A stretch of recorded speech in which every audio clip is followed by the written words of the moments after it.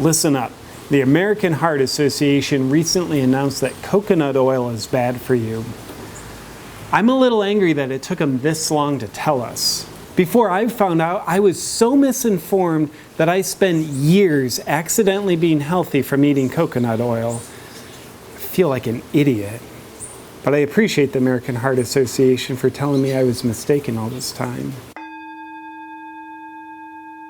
You know what? Coconut oil is so terrible for you that even talking about it is bad for your health.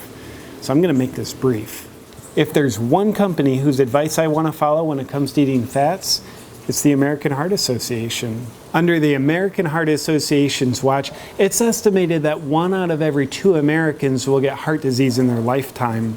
That's like if they were a skydiving instructor and 1 out of every 2 of their students gets a malfunctioning parachute and dies. That's the exact skydiving instructor that I want to take lessons from. I mean, they're a way better instructor than those who have 2 out of every 2 students die. And besides, 1 out of every 2 being taken out, that basically just weeds out the bad students. The French are known for eating high levels of saturated fat, yet they're the country with the lowest rate of heart disease. This just goes to show you one thing. The French are snobs. They just turn their noses up at our American ways. It's so disrespectful. The American Heart Association is American, so don't you dare question their integrity, because nothing corrupt happens in America, especially in the food industry, and really especially when there's big money involved. The American Heart Association earned $774 million in revenue in 2014. And I think it's safe to assume that most of this money is spent on corruption security prevention strategies, which basically means we can trust them blindly. And if you don't think that you can stop thinking for yourself and trust the noble business people at the American Heart Association, then you don't like America. And that would mean you're a terrorist. Hashtag W Bush. Hashtag what would Bush say?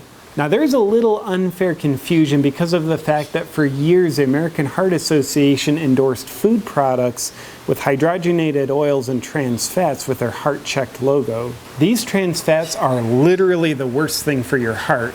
And given that the American Heart Association pretends that they never gave people the worst possible heart advice, it means they have enough integrity to act like it never happened.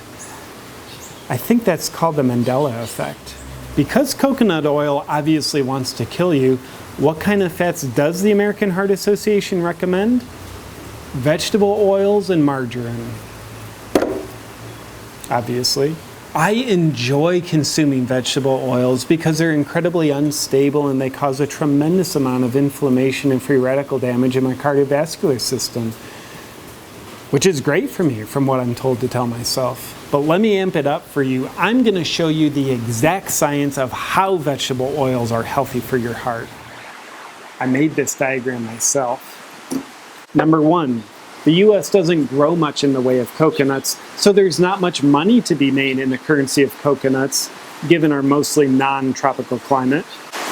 It's raining right now. Number 2, but the US does have untold amounts of farmland that's great for growing corn, soy, and canola. So we do that and have lots of vegetable oils that are made out of grains, not actual vegetables. Which brings us to number 3. The US has lots of money to be made from selling vegetable oils. Number 4, the Soybean Board and the US Canola Association are in the American Heart Association's Nutrition Advisory Panel.